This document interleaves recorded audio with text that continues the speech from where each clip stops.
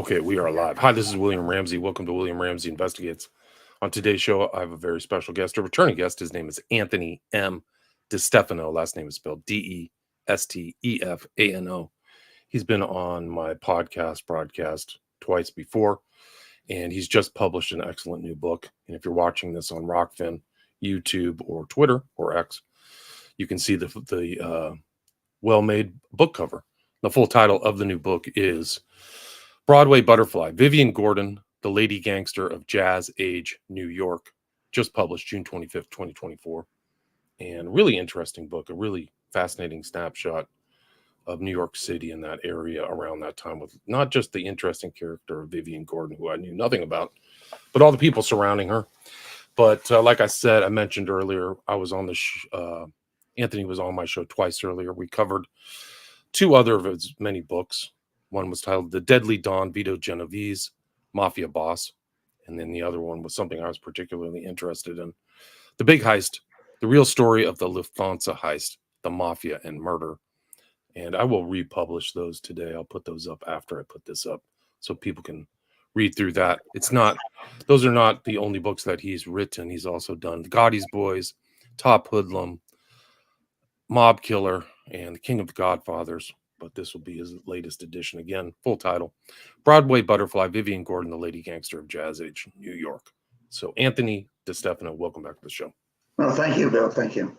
So for people who may not have heard our earlier shows, maybe you can talk a little bit about I know we were talking the pre-show, how some of your other books kind of overlap with this book. Maybe you can talk about your research. I know in the intro to this book, you talked about kind of new things that are more available that maybe weren't available in the past, and what led you to put together this book, Broadway Butterfly.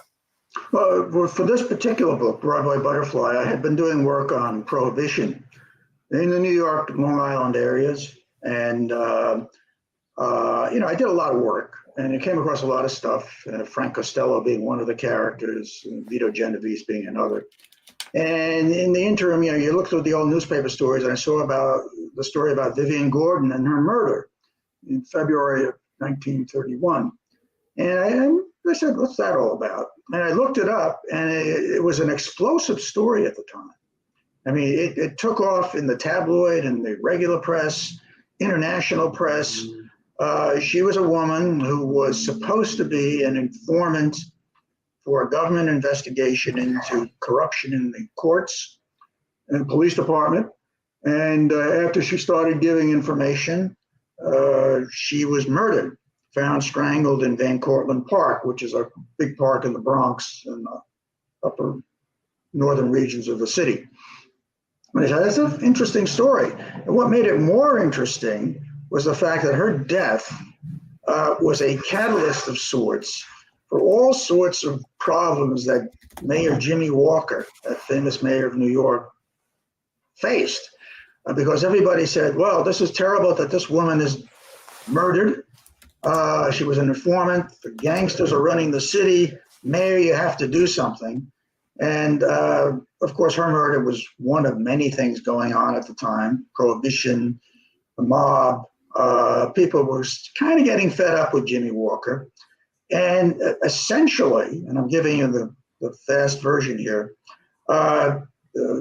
then Governor Franklin Roosevelt said that, we have to have an investigation, and he appointed Samuel Seabury to do an investigation of the court system and the police department. And this brought out a lot of dirt, and it didn't sit well with the citizenry, particularly the reformists. And they kept going after Walker. And in the interim, by the way, Vivian's daughter committed suicide, so that's another casualty that infuriated everybody. And after the investigation found that indeed the police were corrupt in the way they handled women who were object of prostitution investigations and were framed and set up, they went after Walker in his entirety, his entire administration, and his finances, which were very suspect and very questionable. And to make a long story short, Roosevelt had his own little inquiry, called Walker to testify. And Walker, of course, saw the writing on the wall, and his political allies had abandoned him. and he resigned in September of 1932.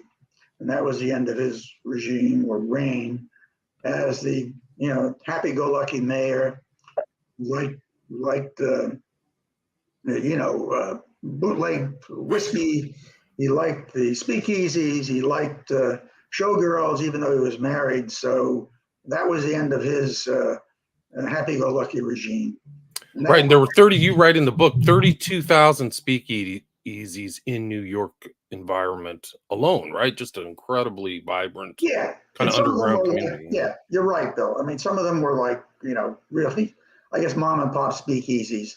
But then you had the others like the casino in Central Park, which Walker frequented, which were more opulent and more protected, I would say. And they're all over the place. I mean, you're talking 5 boroughs. And you had Long Island, too, which had its own speakeasy operations on the South Shore, North Shore. And, it was interesting. It was just the speakeasies were all over the place. They were right, but also these showgirls. So, like, maybe before Hollywood was the place to go for, beautiful Midwestern women or something like that, it was New York and Broadway at that time. Would you agree with that? Well, yeah. I mean, Broadway was the draw for a lot of women who aspired in the jazz age to get into this opulent, snappy life, make it on Broadway, and take part in the good times. Look, like it is today, you try to make it on Broadway, the bar is pretty high, and there are a lot of people trying to do the same thing, and they didn't. A lot of people just didn't make it. Vivian was one of them. She did get some bit roles, but she really wasn't making it as a star.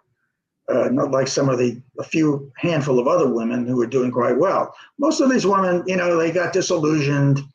They turned to prostitution, which Vivian sort of parlayed into her own operation, and were left the city, and because they were in bad straits. It's hard. Broadway was hard. It was the light that attracted a lot of the butterflies, as they say, and Vivian being one of them. Right. There was a kind of aphorism or axiom in your book: the lights don't care about you. Right. The lights of Broadway are right. So it's kind of like that. So you're attracted to them, but they're kind of harsh too. Right? Yeah, you get close enough and you get singed or worse. Some of these women who stayed away from Broadway or got disillusioned, got essentially were kept women with certain rich men. And a few of them were murdered in circumstances unclear, but they, met violent ends. Not all of them, but a number of them. And there were some who did very, very well. I think Marion Davis, if I have the name right. Davies. Davies. She hooked up with William Randolph Hearst. And she did very well for the rest of her life, but that wasn't the usual story. Right. So Vivian Gordon had to survive, right? She was a divorcee. She had a daughter. And they ran these kind of like, she had a lot of, like Rothstein, she had a lot of mob friendships or acquaintances, but they ran this Badger scam. Can you describe kind of what they would do to earn money? Yeah, we call it initially years in the 19th century, it was a Badger scheme where a woman would entice a man into a compromising situation, either expecting sex or whatever. And then the boyfriend would come in and be protective, pretend to be a boyfriend and sort of get the guy to really get very anxious about being exposed. And they'd shake him down for money or something else, jewelry or favors or whatever. This was a variation of what Vivian was doing. In the 20th century, she had a stable of women who would get men into situations where they're having good times, maybe some getting compromised, maybe some giving them gifts, but getting to the point where, when push came to shove, if a person wasn't giving them enough or agreed to compensate them with jewelry or money or whatever, they ran the risk of being exposed. So that was like the cudgel or the sword that was hanging over everybody's head in these situations. Now you pay, and some of these guys had to pay. Right, and she kind of had a black book, like she kind of was network, so it wasn't this Epstein stuff or this buy, and it went back. The Badger scheme was actually done on Alexander Hamilton. I think you mentioned that. That's right. Yeah. So, it's like crazy. But yeah, there was a lot of money involved. She ran into Harriman, so all these she's around this environment of wealth and kind of criminality. And we talked the pre-show, like the mafia was just kind of coming into its own, right, in New York. Yeah, you're right. I mean, there were characters well known on the street. There was Legs Diamond. There was Arnold Rothstein, who was really kind of the Mr. Fix-It in New York City. And she's had a tie-in more so with Diamond. And there were other guys around, so low-level gangsters and some, dicey lawyers who she had relationships with.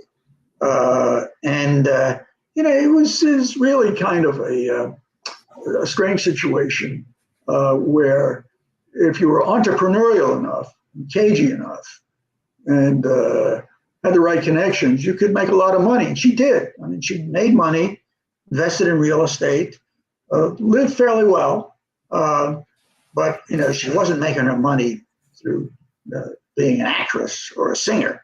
That just wasn't happening. You're right, she was divorced.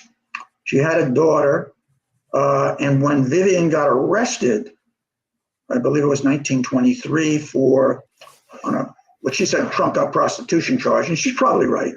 The daughter was taken away from her by her ex-father, the father. And that became a thread that ran through Vivian's life. She was obsessed with being set up and losing her daughter by being set up on the sex charge. And this was something that went back and forth in her life. He tried to scheme to get the daughter back many ways, even with her, mob sort of connections. It didn't work. And, when she died without the daughter. Right. So she never got her daughter back. She was in jail or a reformatory for 3 years too, right? So that's right. Yeah. Vivian spent about 3 years of a sentence in the Bedford Women's Institution upstate.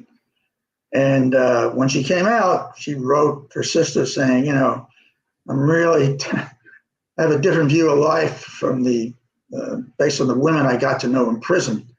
And she became hardened.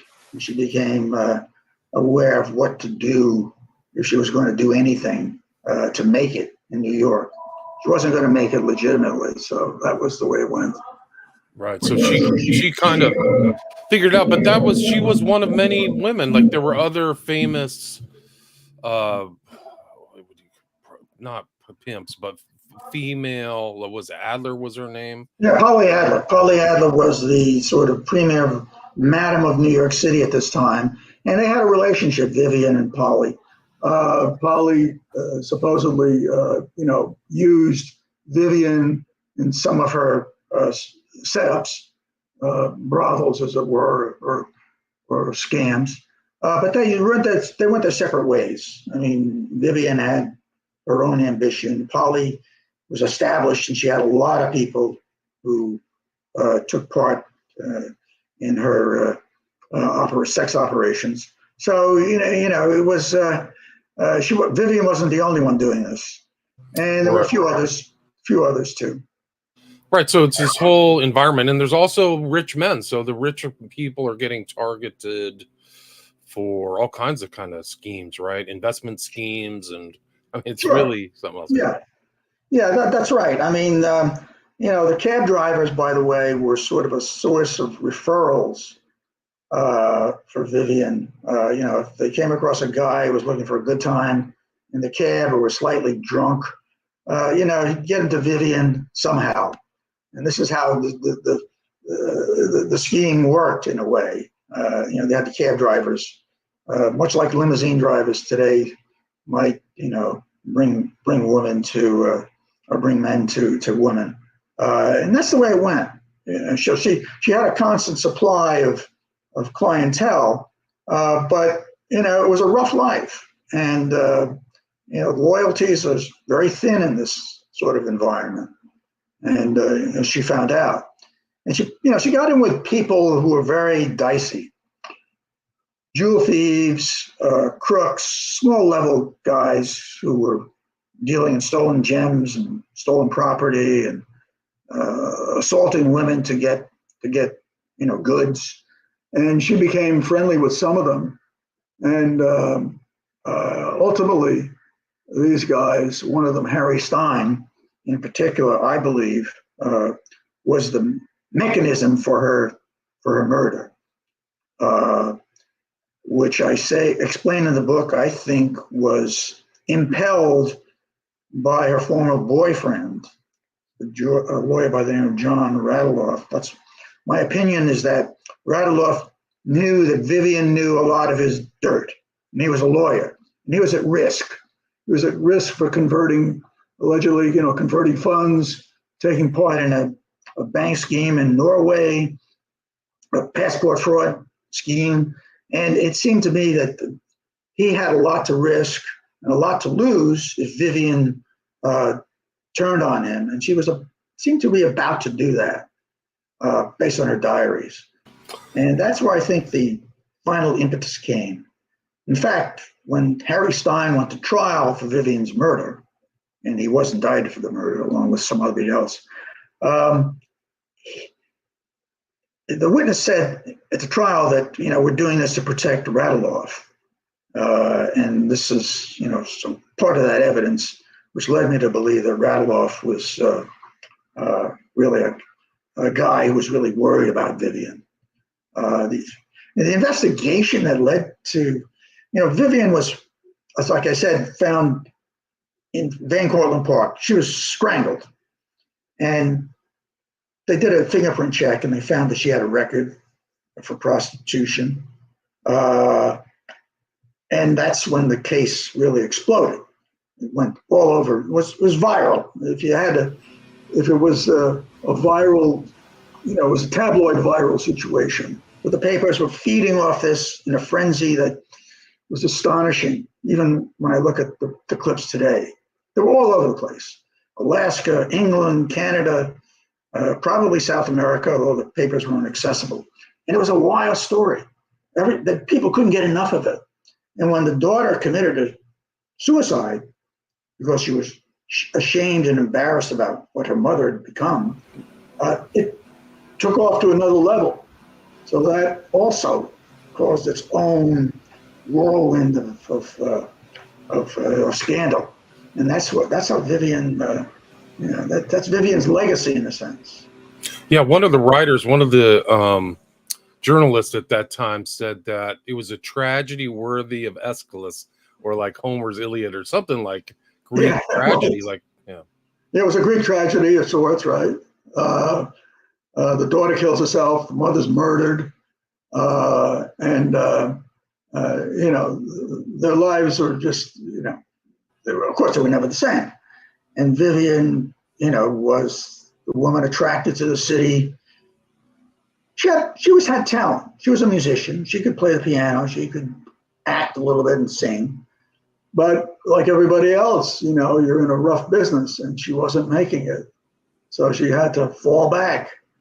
Like some of the other women were very discouraged by their thespian ambitions.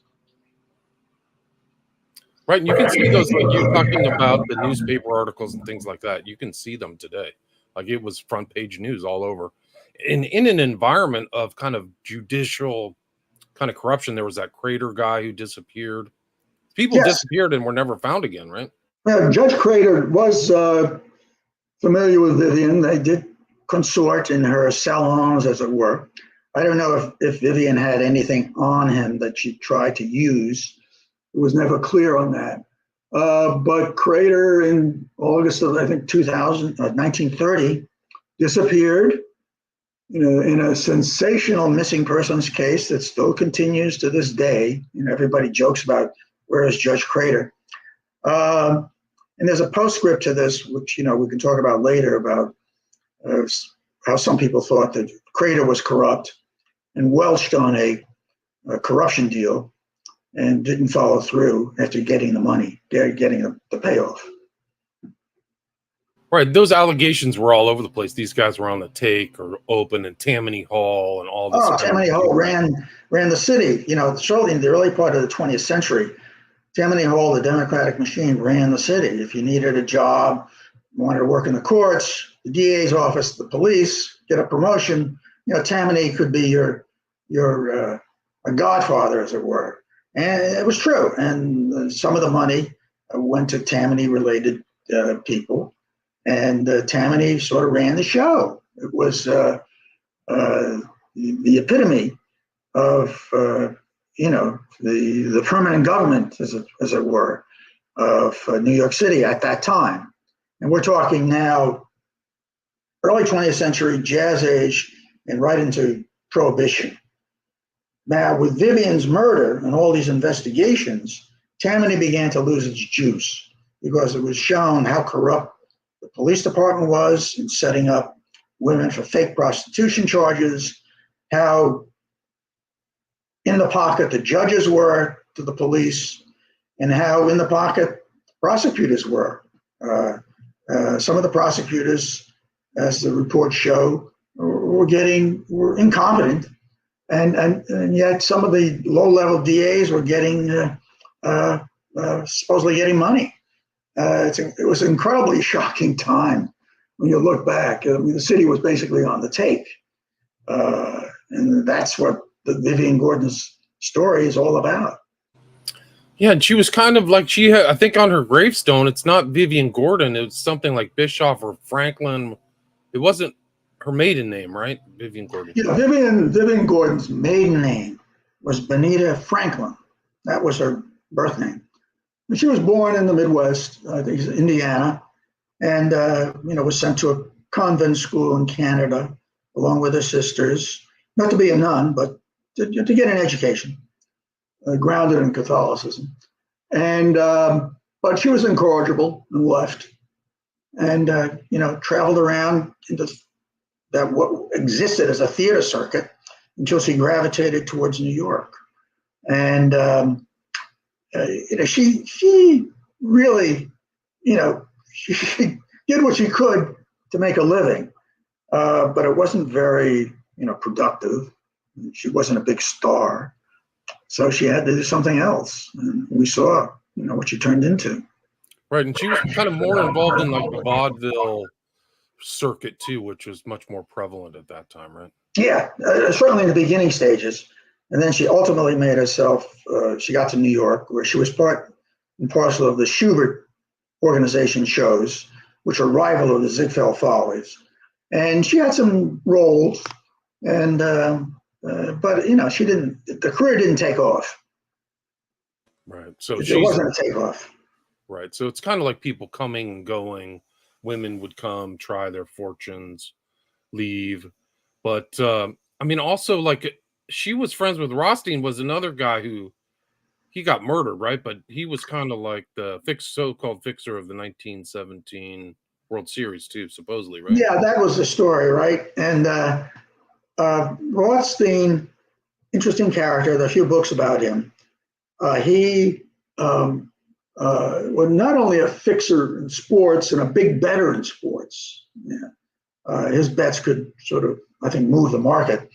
He was also a labor fixer of sorts. He was used in labor situations to work out deals to avoid strikes. So he was well known. And he supposedly gave money to Frank Costello, in the early period of Prohibition, so that Costello could make his bootlegging deals.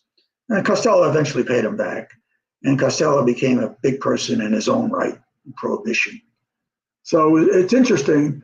And of course, Rothstein, being a gambler, had his own problems.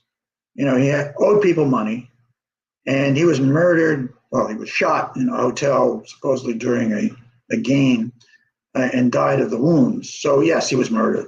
And that, some people say, was the beginning of the end of this Jazz Age, good time mentality of New York City. which was presided over by Jimmy Walker, who really, didn't do much as a mayor. I can't say he didn't do anything. There are a few things that, he got credit for, but he really, if he could spend his time in the saloons or the speakeasies rather than City Hall behind his desk, he would do it. This is a picture of Jimmy Walker right here. So he seemed to be always attracted to the news. He's really something of a real character. He was a character, yeah. And after him was DeGuardia, right? Well, there was a successor appointed after he resigned, and then after Walker was out and his successor, finished the term, LaGuardia came in, and we're talking about the big reform period, where LaGuardia went after the gamblers, like the gangsters, like Costello and other people. So he had his own little war against them all, and against Tammany, Right, and it was in an environment where the Roosevelts, the cousins, right, Teddy and FDR are the governors, kind of like bookending almost this whole event, right? Teddy. Yeah, I mean, Teddy was, in fact, was at one point was the police commissioner of New York City in the early 20th century, and he, was a character in the early part of this period, just before, Jazz Age Prohibition. Roosevelt, a powerful Democrat, became important because he aspired to not only the presidency but also became the governor. So he was a power for the Democratic Party, and had this strange, delicate line that he had to toe, because he couldn't come down too hard on his fellow Democrats in Tammany Hall. But on the other hand, he was reading the political tea leaves, and seeing how people were upset with business as usual under Walker and the corruption that seemed to emanate from that period. So he ultimately would yes, he had to do something about the corruption, which he did, but he had to do it in a gingerly way, because by 1932, he wanted to be the Republican nominee for the presidency. Right. I think he became president in 32, right? So I believe that's when he was elected. And so his political fortunes, grew after that, and he wasn't too badly damaged. Walker, on the other hand, was finished. He was in disgrace. And how did Wall Street and the environment of kind of pre-depression, the Jazz Age really was kind of an easy money liquidity generation before the Depression, right? Well, it's interesting you say that. The Jazz Age has its own mythology, where everybody, was having a good time, dancing. Money in the stock market was relatively easy to make, because we're talking pre-depression. But as my old late colleague Jimmy Breslin said, the Jazz Age was a myth of sorts created by people like Damon Runyon, who saw it as a bunch of lovable characters and scoundrels on Broadway, at which Damon Runyon, used as an excellent source material for his works. Breslin once said in one of his books, a biography of Damon Runyon, that the Jazz Age was a myth because it was a time when some people were dancing, but many more were, and I'm paraphrasing, were looking around for the next piece of bread to eat. And this is true because, you're talking, people weren't making a lot of money if you're an average Joe or Jane. It was just kind of like, it was tough. And if you didn't have the money to make, and you didn't take part in the life, you lived in, areas of Queens or the Bronx or whatever, speakeasies, and the good times weren't something that you were going to partake in. Now, I see you have Breslin's book up there. It's a great book, by the way. He did a lot of work on that. Yeah, and it's also the great Gatsby mythologizes these parties and the kind of effortless life, and that. Yes, it wasn't always true, right? No, it wasn't always true. Um, and Gatsby, Fitzgerald, of course, mined this mythology in his own way, but I think Gatsby had a different take on the American. He used Gatsby as his own symbol for the American dream and excesses of the period. So in the end, I think it reflected more of reality. That's certainly for another time, but it was an interesting time because you had Fitzgerald, you had Damon Runyon, you had all these characters populating the popular mainstream press and mass media, such as it was. Now, we didn't have social media at the time. If we did, this would have been a different situation entirely. And New York really was the epicenter. I mean, it always was, maybe until recently, but it really was, pre-California kind of getting bigger or anything. It just really was the lights, and Broadway was it. That was it. Pre-LA, pre-Hollywood. Yeah, you're right. I mean, it's also, this is post-World War One, and a lot of GIs had come back, soldiers, those who came to New York. The city population was growing quite handily. And it was kind of a situation where New York was the epicenter for a lot of the spectacle that was emerging in the country and the Jazz Age and Prohibition. Look, I'm not saying there were not other things going on in other cities. There were. But this was media capital at the time.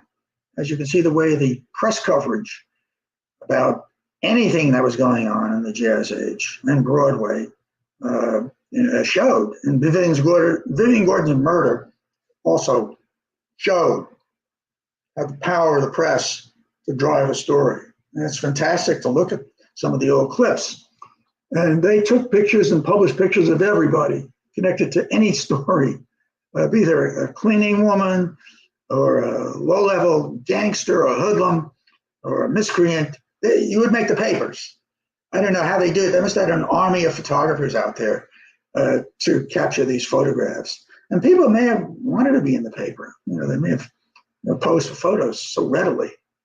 It was fascinating to go and mine the newspaper coverage of the time because it was just fantastic in terms of the sensationalism, the tabloid presentation, and the way those stories would just take off all over the place. The New York Times is doing stories. It's astonishing. Yeah, artful presentation, like really remarkable. Very, like that we can go. I used to have to go to a library and go through microfiche. I mean, I'm old enough to remember microfiche machines. Sure. So it's almost like we're in an era of new research where you can really put light on things in the past in a way you couldn't do it before. I remember actually slide deck cards for books and things like that. So like it's a really kind of a gold mine for researchers, writers, and people, because you really can it's as quick as just clicking on a link or something like that. That's true. You get to things like newspapers.com or whatever site, and you can mine stuff for decades, and it's so easy. I remember when I was first doing mafia research, this is in the late 1970s, I had to go to the New York Library to go to a special facility where they had the old newspapers bound in these giant green digests with the originals. And you would go through, and the papers were like fragile, almost like you were unwrapping a mummy. You'd have to be careful, and you have to read the stories that way. And if you found a story, you would have to take it to their micro copying center, whatever it was, and then make a copy for you. But there were reversal copies, these old stuff. It was old technology. And you couldn't use that much of it because, it was cumbersome. Today, if you want to do a good bit of research about any subject, any personality, it's like the world is at your fingertips right now. Yeah, no, it really is incredible. And you can find these stories that were lost or maybe not as well known, like the story of Vivian Gordon. It's a perfect example and really a snapshot into that era. Like, so many, it's a story about her, but there's so many other interesting historical personalities, mobsters, politicians, rich guys, rich families. Harriman pops up here. Like, she knew Harriman. That's pretty, I mean, I thought that was remarkable too. Just somebody who studied the Pilgrim Society and that kind of thing. Like, she's mixing with the real elite, who's super elite university club type people, those types of things. And she did, like as time went on, and this, I think you have to stress that, she became burned out. She began taking drugs. She was, of course, drinking. And she was losing her looks, losing her connections to Wall Street.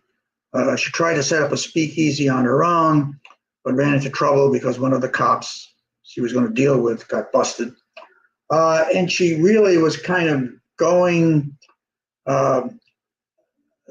it's going south in a way. She was really losing it. And she was, getting into relationships that were episodic and not going anywhere. She was never getting her daughter back. And it was a bad life in the end. And she was looking for a score in the end, I think. That's how she was enticed to get into a taxi cab when she was then strangled and dumped in Van Cortlandt Park. It's a sad story in many, many ways about what happened to her daughter, and a lot of the other women who were involved in this.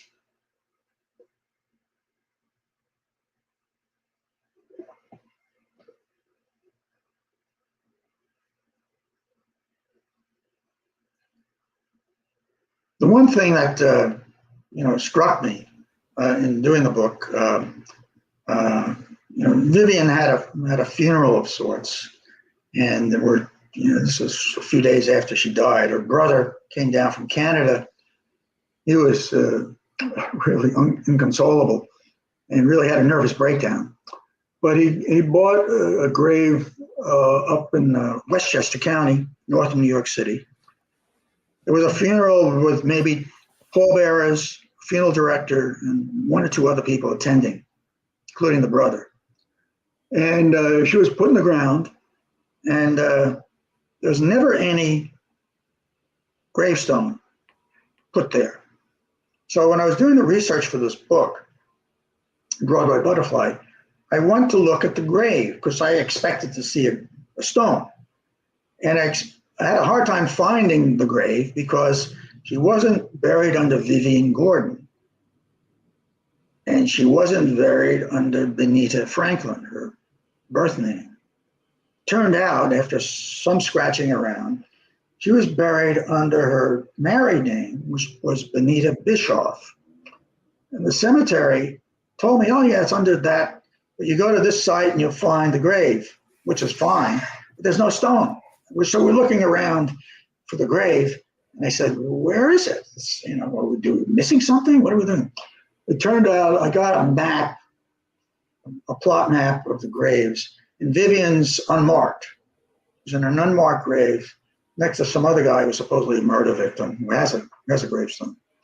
And I said, well, this is very strange. I said, she's of some importance in New York City state history. She was a murder victim. She was a character of the period. So I decided, well, let's get a stone. Let's put a stone up. So I decided, after dealing with the cemetery and doing a search for other relatives who don't exist or no longer living, I decided to put up a gravestone. So in the coming weeks and months, I'm going to have a gravestone put up, a simple marker with her name and dates of birth and death. So if anybody wants to go back and see where she was, they'll be able to find her. Everybody else has a grave, right? Yeah. Walker has a stone, nice grave up in Gate of Heaven Cemetery in Westchester. Rothstein is buried in Jewish Cemetery in New York. And some of the other characters who were part of the story also, you can find them if you want to. But she didn't have a grave, so I figured, let's do this. Do you have time for take a question, Anthony? Yeah. Yeah, Sandra asks, anything about the whitewashing of Irish and Italians true mistreatment in Tammany Hall? Well, if it's anything about the whitewashing of Irish and Italians true, well, the Irish really were the powers in Tammany Hall back in this period. So I think because Tammany Hall had such influence over the court system, in terms of the Irish Pauls and political powers, I think that's probably true. In terms of the Italians were in some disfavor in terms of Tammany Hall, but not entirely. And the Italians were coming into their own. So were they being whitewashed? I think that if you were a gangster in New York City or politically connected, either Irish or Italian, I think you knew the right levers to pull, and you could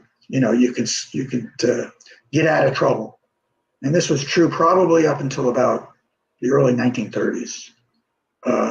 So I think that's true to some extent. And this book comes in multiple formats too, right, Anthony? It does. There's the hardcover. There's the trade, well, I wouldn't say trade paperback. It's the Kindle version. There's also an audio version. And, they're available through the usual places, Amazon, Barnes & Noble, Tantor Media, which does the audio. And, you go on Amazon or one of the online sites, you'll find it. Also, the publisher, Kensington Publishing, it's accessible through them. I also have a website. It's TonyDeStefano.com. My name is spelled on the screen. And you can order through the site. You could also order the other books. My book about Frank Costello, Vito Genovese, John Gotti, The Big Heist. You can get them all there.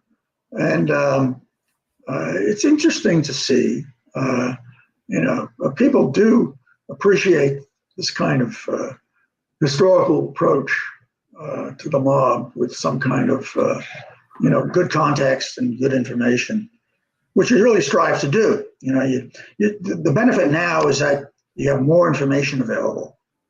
Years ago, these stories would have been a struggle to get. Because as we talked about, it's cumbersome to get the information from the old newspapers. Now you can just do this much faster, much more economically. And you can also get access to court records if you need them much faster. Federal court records, particularly through the National Archives. So this is a good time if anybody wants to do research for a good book. Yeah, I see you've got a 5-star review from Nicholas Pileggi he wrote Wise Guy in Casino. So Nick was a very encouraging element to the story. Nick is, as you mentioned, he's the author of the book Wise Guys and also the screenwriter for Goodfellas. And he was like an impetus, gave me information and perspective about Tammany and the old judges, corrupt people of the 1930s and 40s. And another nice send-up blurb came from Dennis Hamill, former news columnist at the Daily News, who's done occasional programs for Law and Order. People like these good stories. They never seem to die. The interest never seems to die. And that's good, right? If you're an author. Yeah. Like sure. That. This is like a snapshot of New York with all these people, not just Gordon, not just Vivian Gordon, but I will put a link to your website so people can check this out. You can see it right here, TonyDeStefano.com. And then people can go and get this book. I highly recommend it. And again, the full title is Broadway Butterfly, the Lady Gangster of Jazz Age New York. And the author is Antony M. DeStefano. So, Anthony, thank you so much for your time. Well, thank you, William. It's a pleasure always. Yeah. Take care. Stay there.